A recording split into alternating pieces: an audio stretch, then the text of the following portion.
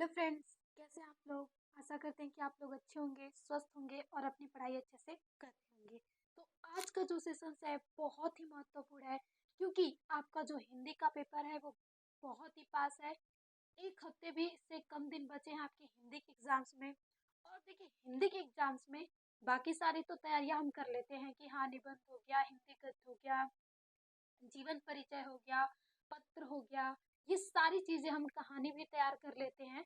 लेकिन जो दिक्कत आती है वो आती है जो 20 नंबर का हमारा आता है, या 10 10 नंबर का आता है, जो हमारा MCQ 5 गद्य से आएगा और 5 पद्य से आएगा। और देखिए, अगर हमें हिंदी में अच्छे स्कोर्स करने हैं, 95 प्लस 90 प्लस करने हैं स्कोर, तो हमें वो भी 10 नंबर अटेम्प्ट करना पड़ेगा, क्योंकि इधर के भी तो नंबर कटते हैं। तो मान लीजिए अगर हमारा टारगेट 90 हो, फिर भी अगर हम हिंदी साहित्य छोड़ दे तो नंबर हमारा 90 ड्रीम्स जो है वो टूट ही वाला ही है। तो उसी की प्रैक्टिस आज हम सेशन में करेंगे। पूरे 40 क्वेश्चन जो प्रीवियस ईयर में बहुत ज़्यादा पूछे गए हैं, और इसमें से आपको चांसेस हैं कि आपके भी एग्जाम में पूछे जाएं, तो उन्हीं को हम करेंगे तैयार। तो प्लीज़ पूरे सेशन को अच्छे तक देखिएगा, क्योंकि इसमें हम क्वेश्चन की प्रैक्टिस करने वाले हैं। पूरे 40 क्वेश्चन प्रैक्टिस करेंगे। और अगर आप लोगों का सपोर्ट और मिला तो और भी क्वेश्चंस हम एग्जाम से पहले करेंगे, ताकि हिंदी साहित्य से कोई भी क्वेश्चन आ जाए तो हमारे 10 में से एक भी नंबर कटे ना। क्योंकि यहाँ पे चांसेस होते हैं कि पूरे के पूरे 10 आप ले सकते हैं।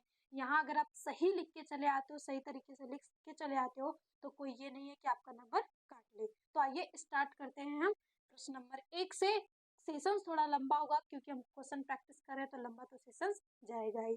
तो जैसा कि पहला क्वेश्चन आप देख रहे हैं कि वासुदेव शरण अग्रवाल की कृति है, यानी वासुदेव शरण अग्रवाल की कृति क्या है। तो आपको 4 ऑप्शन दिए हैं, इसी में से कोई सही और आपको लगाना है। और वासुदेव शरण अग्रवाल की तो आपको जीवन परिचय याद करना ही है, और उसके साथ साथ उनकी रचनाओं को भी तैयार कर लेना है कि वासुदेव शरण, हर ईयर आपको एक न एक यहाँ से क्वेश्चन मिल जाता है। यानी इसमें से आपका ये तीसरा ऑप्शन सही हो जाएगा। मातृभूमि जो हो गई है वो वासुदेव शरण अग्रवाल की कृति हो गई। फिर हम दूसरे क्वेश्चन पे मूव करते हैं। रस कलश किसकी रचना है, यानी जो रस कलश है वो किसकी रचना है। भारतेंदु हरिश्चंद्र, जयशंकर प्रसाद, अयोध्या सिंह उपाध्याय, जगन्नाथ रत्नाकर। तो अयोध्या सिंह उपाध्याय, कभी कभी इनका आपको शॉर्ट फॉर्म मिलता है हरिऔध। तो अयोध्या सिंह उपाध्याय पूरा नाम है, और ये हरिऔध के नाम से इन्हें जाना जाता है। यानी दूसरे ऑप्शन का तीसरा आंसर आपका सही हो जाएगा। फिर हम तीसरे क्वेश्चन पे आते हैं। मैथिली शरण गुप्त की महाकाव्यात्मक कृति है, यानी यहाँ से आपको जो महाकाव्यात्मक कृति है उसको लिखना है। ये क्या है, तो आपके पास ये है साकेत। जो साकेत मैथिली शरण गुप्त की महाकाव्यात्मक कृति है, वही है आपके पास मैथिली शरण गुप्त की साकेत। फिर हम चौथे क्वेश्चन पे आए, तो सुमित्रा नंदन पंत को सोवियत लैंड नेहरू पुरस्कार किस कृति पर मिला था। यानी सुमित्रा नंदन पंत को सोवियत लैंड नेहरू पुरस्कार किस कृति पे मिला था। काला और बूढ़ाचार, चिदम्बरा, लोकायतन, स्वर्ण किरण, यानी किस पे मिला था इनको, तो वो लोकायतन पे मिला था। अभी आपसे देखिए, ये क्वेश्चन थोड़ा सा बदल सकता है कि कला और बूढ़ा चांद, इन पे उनको साहित्य अकादमी का पुरस्कार मिला था। जैसे आप यहाँ पे रफ करके लिख लें तो कला और बूढ़ा चांद, तो इस पे इन्हें मिला था साहित्य अकादमी पुरस्कार। अकादमी पुरस्कार। और चिदम्बरा पे इन्हें मिला था, चिदम्बरा जो है, इन पे इन्हें मिला था भारतीय ज्ञानपीठ पुरस्कार मिला था इन्हें। ज्ञानपीठ पुरस्कार मिला था।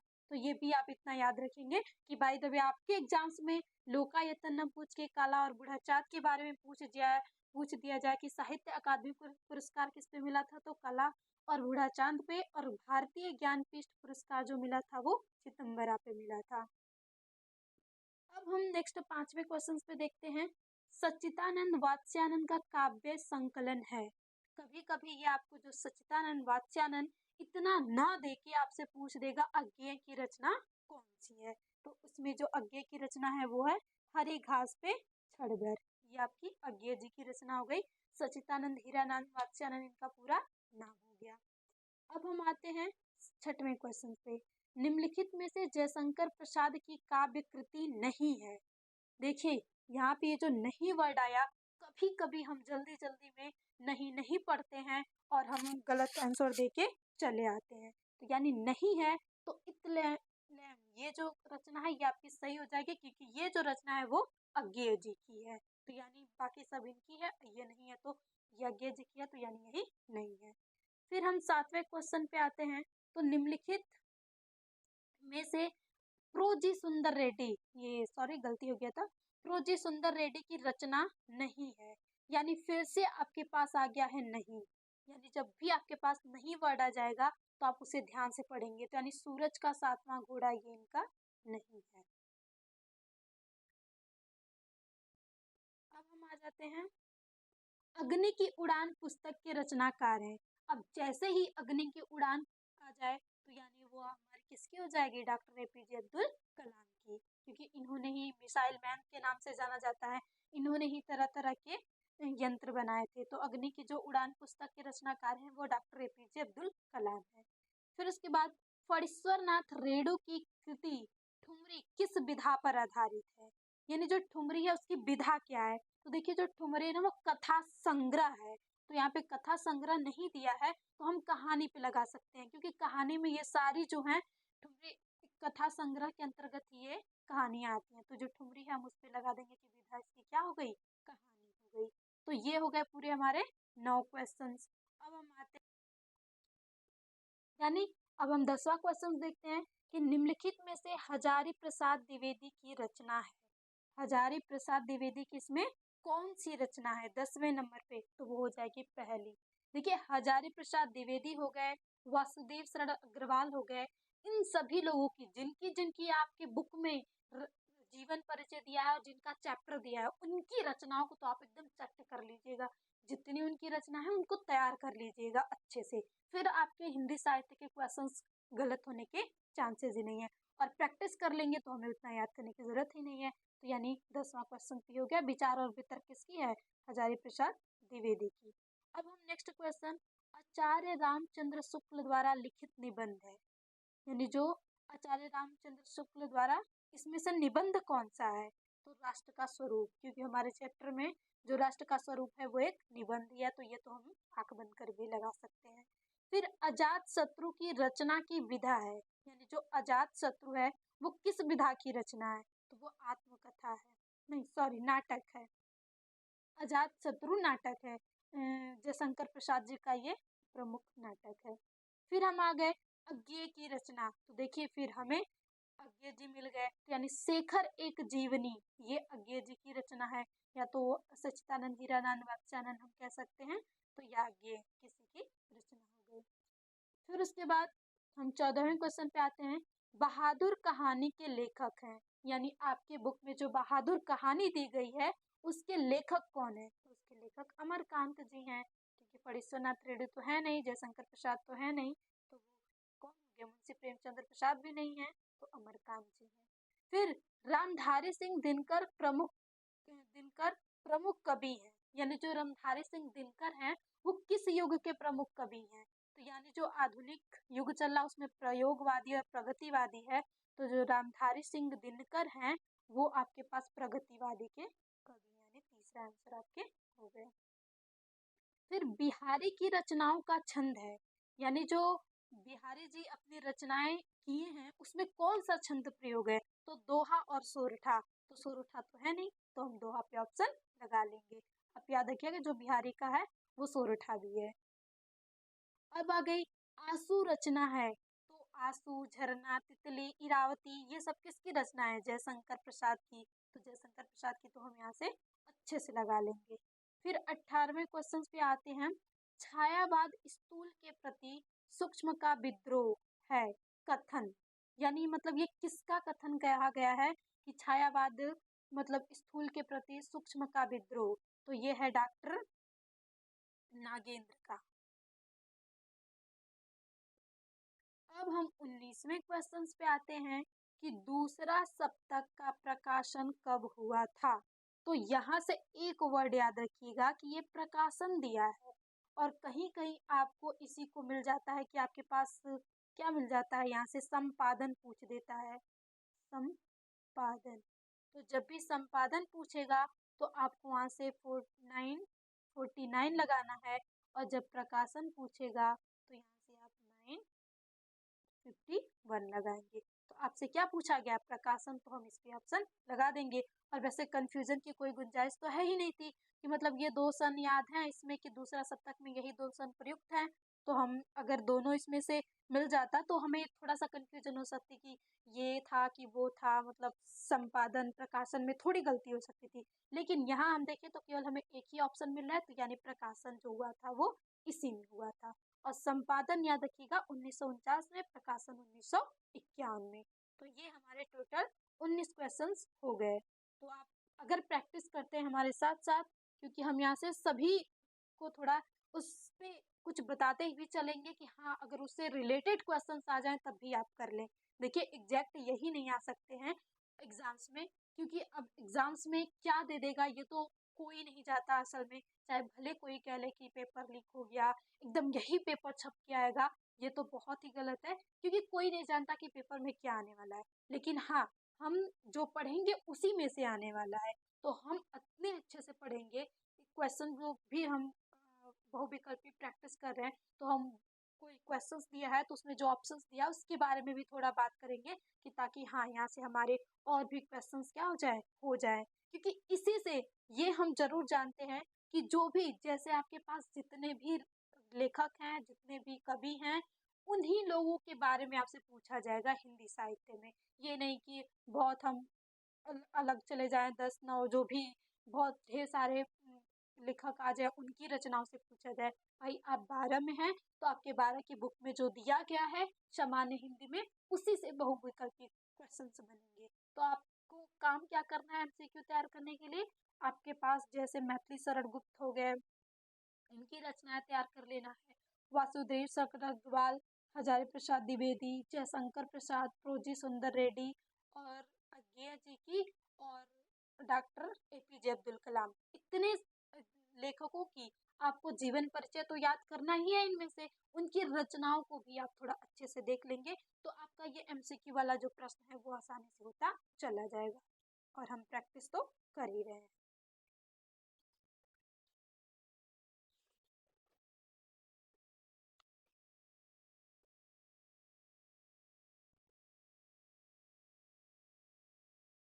अब हम आ जाते हैं 20 वाले प्रश्न पे।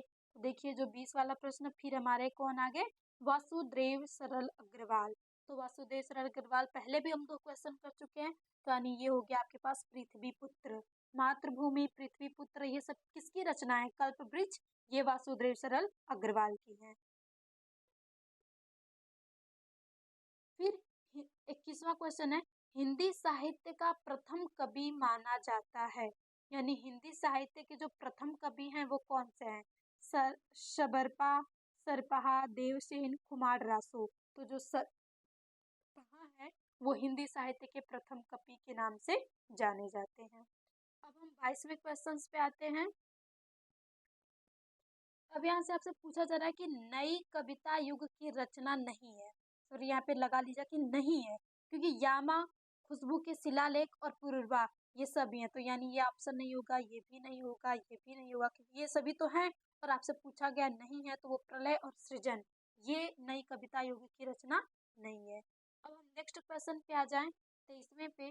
तो तार सप्तक का प्रकाशन वर्ष है, यानी जो तार सप्तक है वो प्रकाशित कब हुआ था। देखिए आपको हिंदी में ना थोड़े से क्वेश्चन कंफ्यूज करते हैं कि इसमें प्रकाशन वर्ष अलग होगा और संपादन वर्ष अलग होगा, तो इस पे आपको ध्यान देना है कि प्रकाशन वर्ष है कि संपादन वर्ष है, तो इसीलिए आप क्वेश्चंस को थोड़े अच्छे से पढ़ेंगे। तो इसमें है 1943, यानी तीसरा ऑप्शन आपका सही हो जाएगा, तार सप्तक 1943 वर्ष में प्रकाशित हुआ था। अब भारतेंदु हरिश्चंद्र द्वारा प्रकाशित पत्रिका है, यानी भारतेंदु हरिश्चंद्र द्वारा प्रकाशित पत्रिका है, तो वो है कवि वचन सुधा।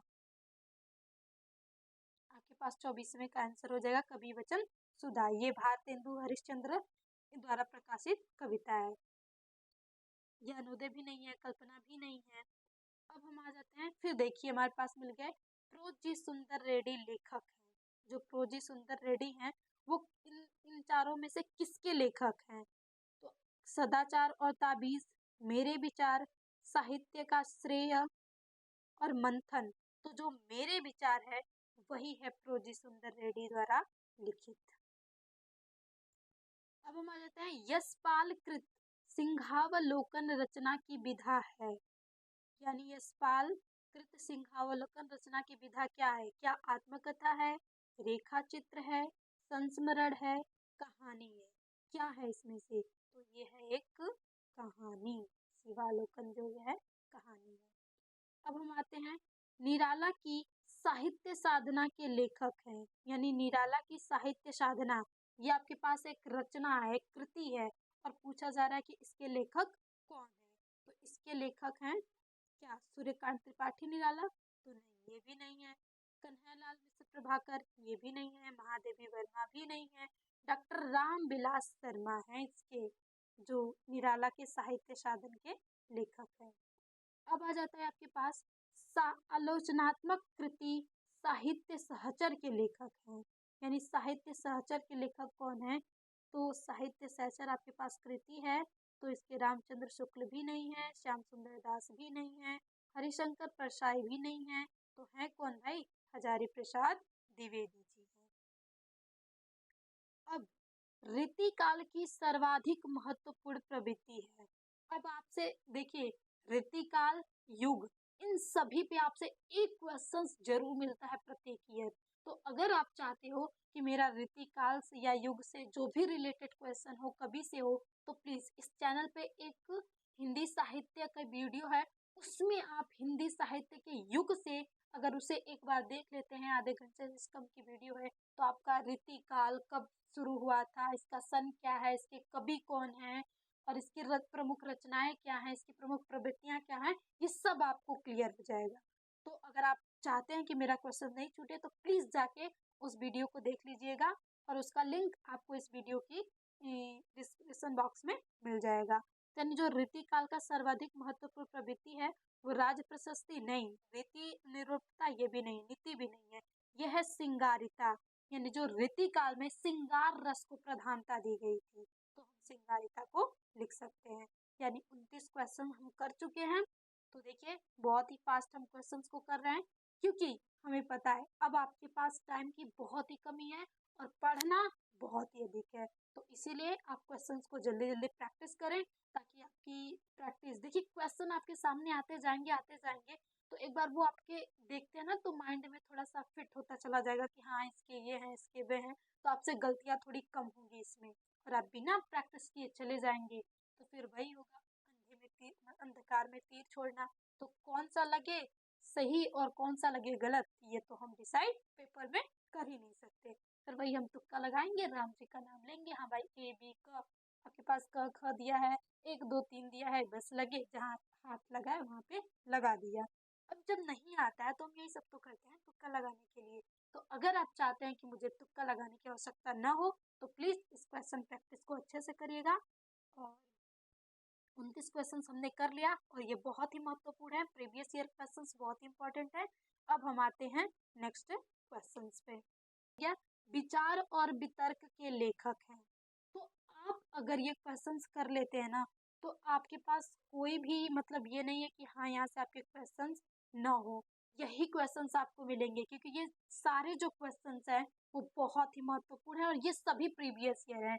आपके पास 19 से लेके 23 के प्रीवियस ईयर क्वेश्चंस हैं। और देखिए इसमें बहुत सारे रिलेटेड मिले हैं। अभी हमने देखा था कि इसमें से विचार वितर्क, वो कोई इसमें जैसे ये किसकी रचना है जो 30 नंबर की है, तो वो दूसरा ऑप्शन सही है, डॉक्टर हजारी प्रसाद द्विवेदी। तो अभी हम पहले क्वेश्चन किए थे कि निम्नलिखित में डॉक्टर हजारी प्रसाद द्विवेदी की रचना क्या है, और यहाँ से उसी क्वेश्चन को थोड़ा घुमा दिया गया, लेकिन आंसर तो सेम ही है ना। अगर आपको पता है कि विचार और वितर्क के लेखक कौन है तो कभी भी गलती नहीं होगा।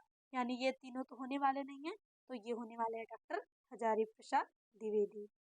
फिर देखिए वासुदेव सरल अग्रवाल जी आ गए। वासुदेव सरल अग्रवाल के रचयिता कौन है? तो देखिए अभी हमने मातृभूमि कर लिया है, और मातृभूमि भी नहीं है इसमें से, धरती के फूल ये भी नहीं है, साहित्य सहचर के ये भी नहीं, पूर्वोदय भी नहीं है। यानी जो कल्प वृक्ष है वही किसकी है? वासुदेव सरल अग्रवाल की है। पृथ्वी पुत्र, आप याद रखिएगा इनकी तीन, वासुदेव सरल अग्रवाल की जो भी आपसे पूछी जाएगी रचना है ना, वो या तो आपको कल्प वृक्ष, पृथ्वी पुत्र, और इनकी जो तीसरी बहुत ही प्रमुख है वो है मातृभूमि। इन्हीं तीन में से जब भी वासुदेव सरल अग्रवाल का पूछा जाएगा तो आपको पूछा जाएगा, चार ऑप्शन दिए होंगे और यही तीन किसी भी ऑप्शन से मिल जाएगा और आपको टिक के लगा के चले आना।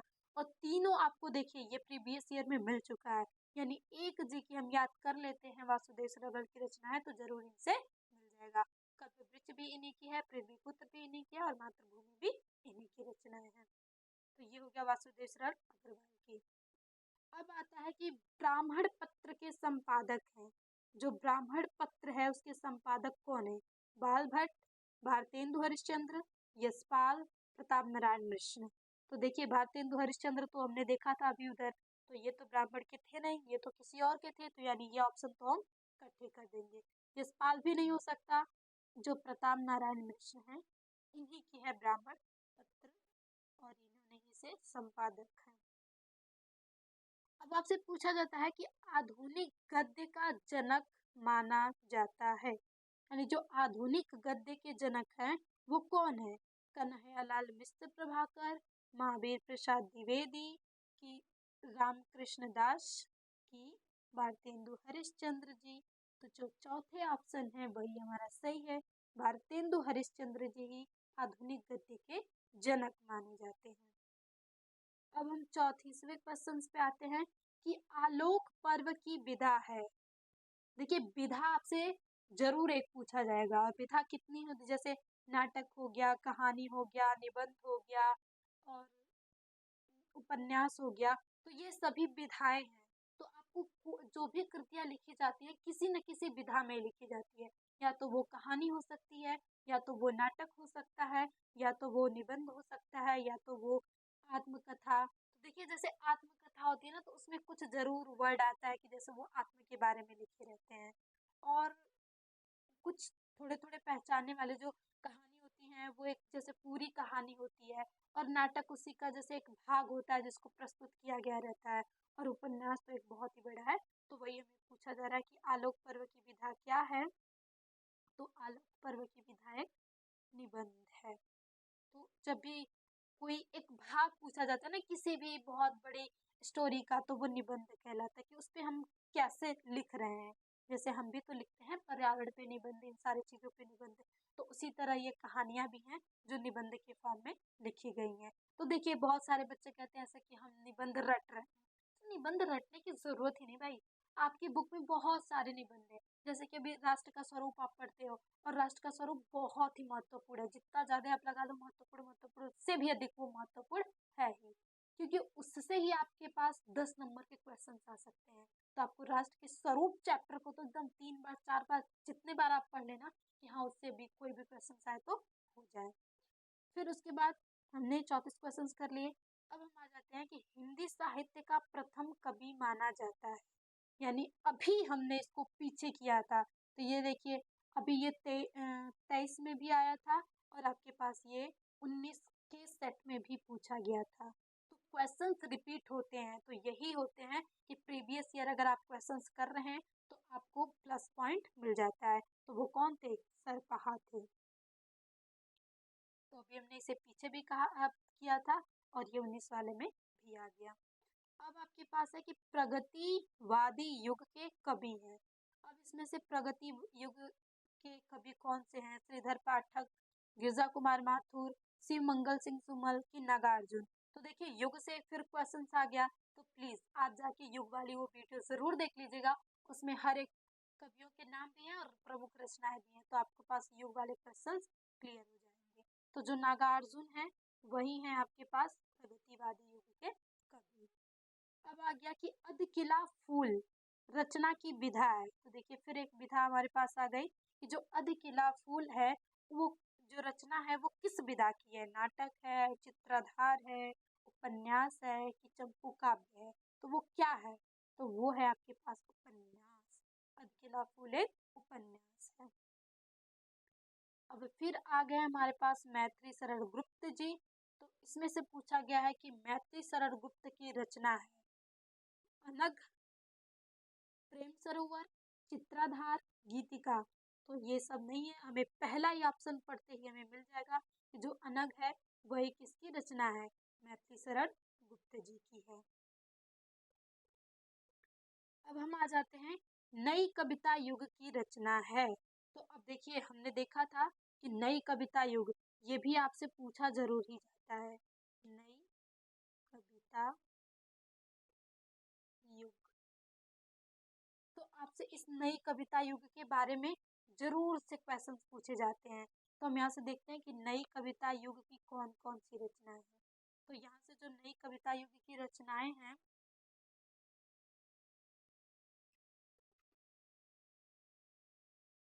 वो है आपके पास यामा,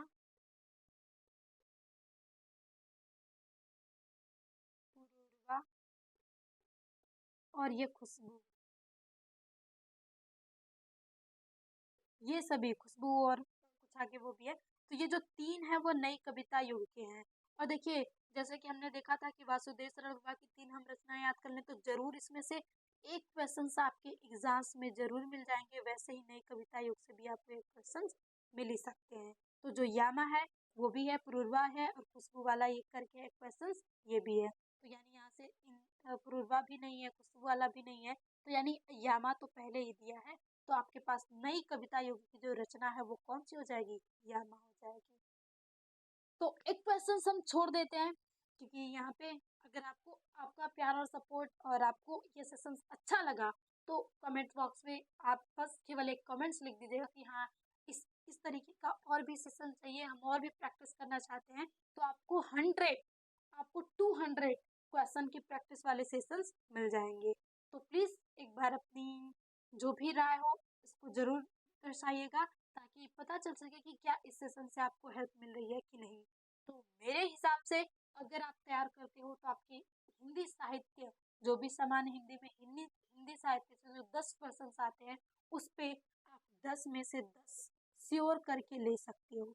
ये आपका कोई नहीं काट सकता है 10 से 10, क्योंकि ना ही तो इस पे राइटिंग पे करते हैं ना ही किसी पे करते हैं।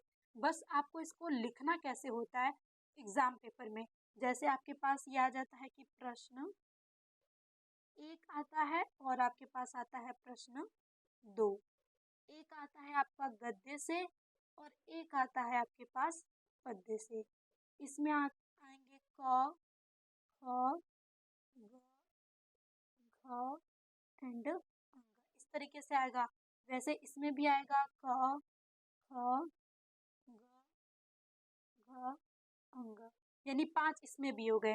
तो 5 इसमें हो जाएंगे और 5 इसमें हो जाएंगे। तो अगर आप पढ़ के चले जाते हो तो ये 10 में से 10 आपके तो क्लियर हो जाएंगे। तो आपको लिखने का तरीका यही होना चाहिए कि मान लीजिए आपके पास प्रश्न है तो आप यहाँ से ऊपर डाल लेंगे प्रश्नोत्तर संख्या। अब आपके पास जो भी प्रश्नोत्तर 1 2 है तो एक का आप लिख रहे हैं, यहाँ पे एक लिख देंगे। अब यहाँ पे जब भी आप लिखेंगे जैसे क का आंसर, जैसे कि आपके पास यहाँ पे प्रश्न नंबर 1 था आपके पास कि वासुदेव सरल अग्रवाल की कृति है, यानी यही आ गया।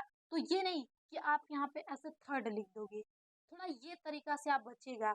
ये भी मान लीजिए सही है, गलत नहीं है, लेकिन जो एग्जामिनर्स होता है ना वो आपकी कॉपी को बार बार क्या करेगा, पढ़ने तो जाता नहीं है पेपर को। तो आप यहाँ पे ये करेंगे कि आप डायरेक्टली यहाँ पे ये ना लिख के आप लिख देंगे यहाँ से, ये भी लिखेंगे साथ में और मातृभूमि, तो आपको नाम भी लिख देना है। तो अगर इस तरीके से वैसे ही आप जब भी ख का लिखेंगे तो जैसे ख में हमने देखा था कि रस कलश किसकी रचना है, तो रस कलश जो रचना थी वो थी अयोध्या सिंह उपाध्याय की। तो यहाँ पे वो भी तीसरा ऑप्शन था। तो तीसरा ऑप्शन लिखने के साथ साथ आप यहाँ पे हरि और लिख देंगे। तो इस तरीके से आपको लिखना होता है। अगर इस तरीके से आप लिखते हो तो एग्जामिनर्स आपके एक भी नंबर नहीं काटेगा, वो पूरे आपको 10 के 10 यहाँ से दे के जाएगा और यहाँ से ये क्या है, एक बहुत ही बेस्ट स्कोर हो जाएगा। तो प्लीज़ आप क्वेश्चन की प्रैक्टिस कर लीजिएगा।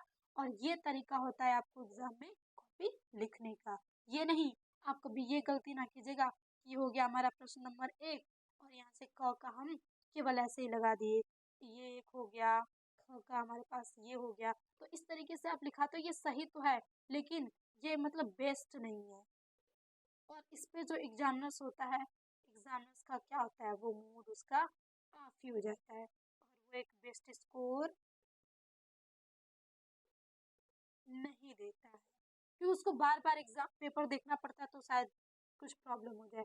लेकिन आप इस तरीके से लिखते हैं तो एक बहुत ही बेस्ट इंप्रेशन पड़ता है और आपकी कॉपी में कहीं भी गलती नहीं है तो आपको ये नंबर लेने से भी कोई नहीं रोक सकता। हिंदी में आप पूरे 100 आउट ऑफ 100 ला सकते हो। तो यहीं पे करते हैं क्लास का समापन। अगर आपको क्वेश्चन प्रैक्टिस अच्छी लगी हो तो प्लीज़ कमेंट्स बॉक्स में ज़रूर कमेंट्स करिएगा। और भी आपको क्वेश्चंस प्रैक्टिस चाहिए तो इसके लिए आपको कोई फीस या कोई भी चार्ज नहीं देना है। बस आपको एक कमेंट्स लिखना है कि हाँ हमें इस प्रकार के और भी क्वेश्चन चाहिए, इससे हमारी बहुत ही क्या हुई है, हेल्प हुई है। बस आपको क्वेश्चंस मिल जाएंगे। तो अगेन थैंक यू, मिलते हैं नेक्स्ट सेशन में। बस अच्छे से पढ़ाई कीजिए, मेहनत से पढ़ाई कीजिए, आपका रिजल्ट बेस्ट आने से कोई हो नहीं सकता।